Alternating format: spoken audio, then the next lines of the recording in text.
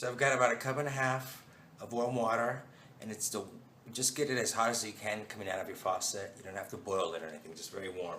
Then I add a big pinch of salt, about that much, maybe a little bit more. I like mine really salty. And then flour. The recipe on the back of the bag says you add a cup of flour for every 1.5 cups. I've tried that and I find them to come out too wet. You're looking for the consistency of Play-Doh. Remember how Play-Doh was wet and kind of squishy? It was very soft, but it would still hold its shape. That's kind of what you want to look for.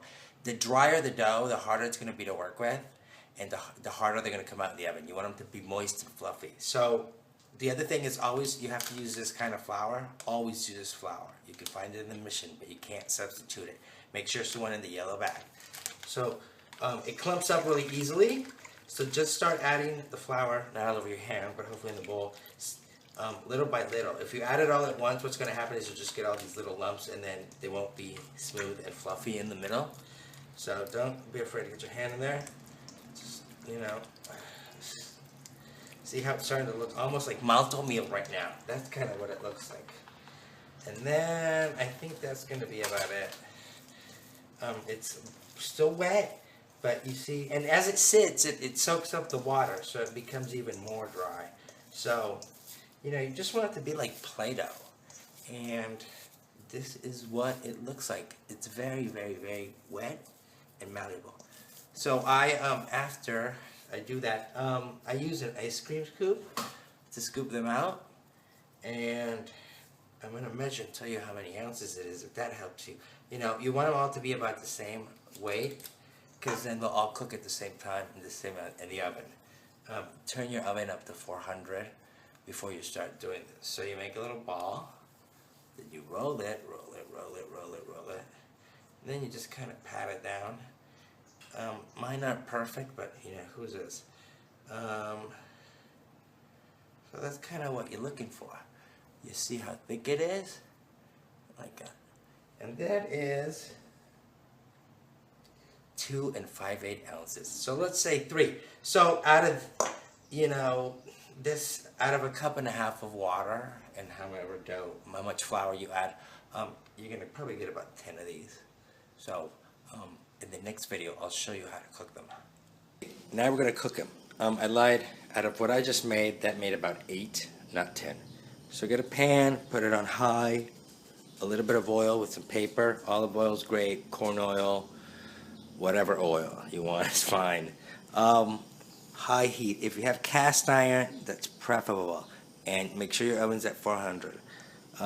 Like when it's super hot, you can see the oil is very hot. What you're going to do, put them in the pan. You can hear that sizzle. And I know you think they're gonna burn. I like mine to have little black spots on them. Some people don't like that. It's totally up to you. I have no problem with that. So you can leave them in the pan. Don't touch them, because as you can see, they're stuck. And if you move them now, what's going to happen is that skin that you want to form is going to break. So just let them do their thing. This is the part I have the hardest with, because I'm very impatient. Well, it's hard for me to wait.